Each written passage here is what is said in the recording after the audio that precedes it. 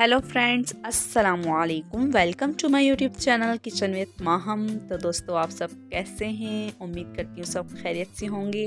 तो दोस्तों, आज बहुत ही मज़ेदार सी न्यू रेसिपी आपके लिए लेकर आई हूँ। आप लोगों को बहुत पसंद आने वाली है। तो सबसे पहले मेरे चैनल को सब्सक्राइब कर दें, बेल आइकन पे क्लिक कर दें ताकि मेरी हर नई आने वाली वीडियो आपके पास सबसे पहले पहुँचे। तो हमने 3 मीडियम साइज़ के आलू लिए थे और इस तरह से हमने उसको कट कर लिया।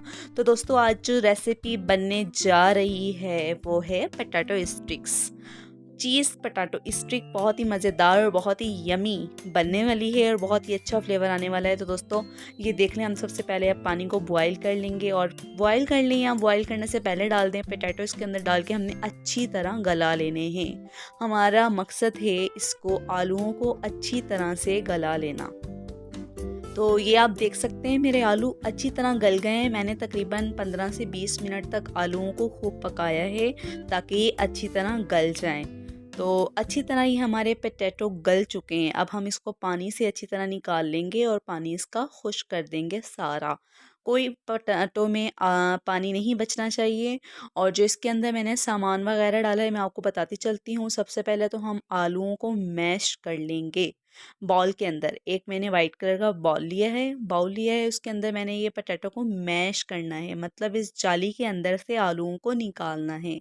ये आप देख सकते हैं, ये प्रोसेस थोड़ा सा मुश्किल है, लेकिन अगर आपके आलू अच्छी तरह गले होंगे तो बहुत आसानी के साथ ये आपके आलू जाली के अंदर से निकल जाएंगे। आप देख सकते हैं कितना मज़े से आराम से आप इसको सॉफ्ट सॉफ्ट हाथों से आलूओं को मैश करें। और इसके बाद ये आप देखें, मेरा जाली के अंदर से अमेज़ा निकलना शुरू हो चुका है। और ये जो रेसिपी है ये बहुत ही मज़ेदार सी रेसिपी है और बहुत ही पसंद आने वाली रेसिपी है बच्चों के लिए, मेहमानों के लिए और दोस्तों के लिए। अक्सर पार्टीज़ वगैरह में बना के आप लेके जा सकते हैं। बच्चों को लंच बॉक्स में भी दे सकते हैं और घर पे कोई मेहमान आ जाए तो उसके लिए भी बना सकते हैं। बहुत ईज़ी रेसिपी है।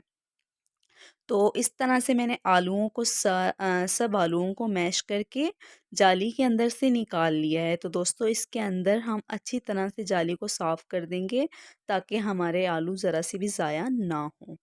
तो अच्छी तरह साफ़ किया करें। ये आप देख सकते हैं कि हमारे पोटैटो कितने अच्छे से सॉफ्ट से मैश हो चुके हैं।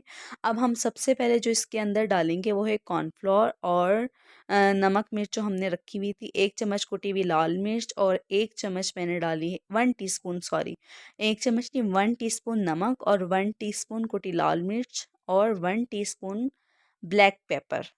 तो इस तरह से हमने अच्छी तरह इसको मैश कर लिया है। कॉर्नफ्लोर डाला है मैंने आधा कप और इसको हमने इसके अंदर चीज़ भी डाली है, सॉरी वो आपको मैं दिखाना भूल गई। चीज़ मैंने डाली है आधा कप। तो इस तरह से हमारे आलू जो हैं वो अच्छी तरह मैश हो चुके हैं। और इस तरह की एक शीट मिलती है बाज़ार से। आप सिंपल पेपर भी ले सकते हैं, शीट जो सिंपल वाली मिलती है।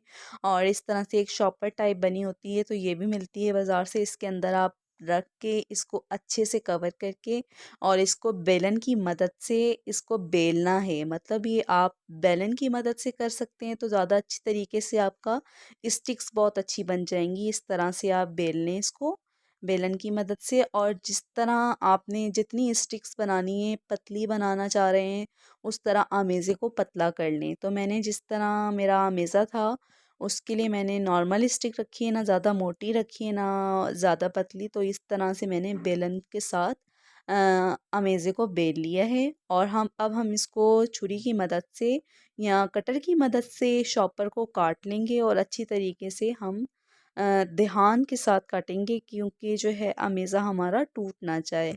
तरीके से काटने के बाद अब हम इसको स्टिक बनाएंगे। तो दोस्तों, रेसिपी को ज़रूर ट्राई कीजिएगा। ये देखें, मैंने अच्छी तरीके से काट लिया है और कटर की मदद से छोटे छोटे पीस रखना चाहें आप छोटे छोटे भी रख सकते हैं, पतले रखना चाहें पतले भी रख सकते हैं। इसको कोई शेप देना चाहें शेप भी दे सकते हैं। नगेट्स नगेट्स की सूरत में तैयार करना चाहें तो नगेट्स भी बन सकते हैं। छोटे छोटे तैयार करना चाहें कोई भी शेप आप दे सकते हैं। तो इस तरह से मैंने स्टिक्स बना रही हूँ, तो स्टिक्स की शेप दी है। तो अब हम फ्राई पैन में कुकिंग ऑयल डाल के हम इसको हल्का सा गोल्डन ब्राउन कर लेंगे। तो दोस्तों मेरी रेसिपी उम्मीद करती हूँ आप लोगों को बहुत पसंद आएगी। मुझे प्यारे से कमेंट में ज़रूर बताइएगा। आपका कमेंट में हौसला अफ़ज़ाई के लिए होता है और दिल भी खुश होता है कि आप लोगों को मेरी वीडियो इस तरह से हमने गोल्डन ब्राउन कर लेने हैं। आपके पास जितनी भी स्टिक्स बनी है, मेरी तकरीबन 15-16 स्टिक्स बनी थी अमेज़े की, तो उस तरह मैंने 4-5 स्टिक्स करके डाली हैं क्योंकि ये टूटने का भी डर होता है। तो एक बात मेरी ज़रूर याद रखिएगा कि आपको ज़्यादा जल्दबाज़ी करने की ज़रूरत नहीं है। बिल्कुल लो फ्लेम भी ना हो, बिल्कुल हाई फ्लेम भी ना हो कि जल जाए, और लो फ्लेम भी ना हो कि टूट जाए। आपने मीडियम फ्लेम रखना है और उसके बाद ज़्यादा भरने की भी फ्राई पैन ज़रूरत नहीं है। आप 5-6 स्टिक डाल के हल्का सा गोल्डन ब्राउन होने के लिए छोड़ दें, और जैसे ही हल्का सा गोल्डन ब्राउन हो तो आप उसको निकाल सकते हैं। ज़रूरी नहीं है कि आपने उसको ब्लैक कर देना है या ज़्यादा गोल्डन के चक्कर में आपने उसको चॉकलेटी कर देना है। तो दोस्तों इसके लिए बहुत एहतियात की ज़रूरत होती है, तो ये बहुत नाज़ुक हाथों से डालनी पड़ेगी आपको, क्योंकि ये वाली जो स्टिक पोटैटो चीज़ स्टिक होती हैं ये टूटने का बहुत ज़्यादा डर होता है। तो आप लोगों ने इस बात का ख़्याल रखते हुए फ्राई पैन में भी डालनी है, और फ्राई पैन से जब निकालेंगे तो भी आराम से सॉफ्ट सॉफ्ट हाथों से निकालिएगा, कोई जल्दबाज़ी करने की ज़रूरत नहीं। उम्मीद करती हूँ मेरी बात आपको समझ आ चुकी होगी और ये रेसिपी भी आप अच्छे से सीख चुके होंगे।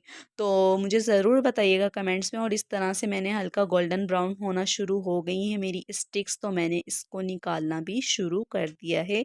आप देख सकते हैं मैं कितने सॉफ्ट हाथों से निकाल रही हूँ कि ये टूट ना जाएँ।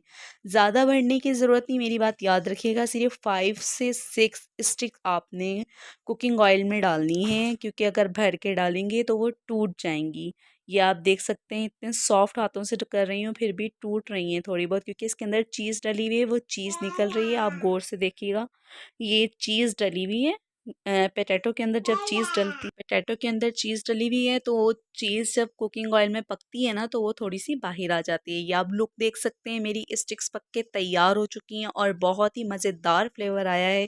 उम्मीद करती हूँ मेरी रेसिपी आपको बहुत पसंद आएगी इंशाल्लाह, और आप लोग ज़रूर ट्राई कीजिएगा। बच्चों को ज़रूर बना के दीजिएगा, लंच बॉक्स में मेहमानों के लिए भी ज़रूर ट्राई कीजिएगा। और रेसिपी पसंद आए तो प्यारा सा कमेंट करना मत भूलिएगा। महा किचन विद माहा को दीजिए इजाज़त। मिलते हैं नेक्स्ट वीडियो में, तब तक के लिए अल्लाह।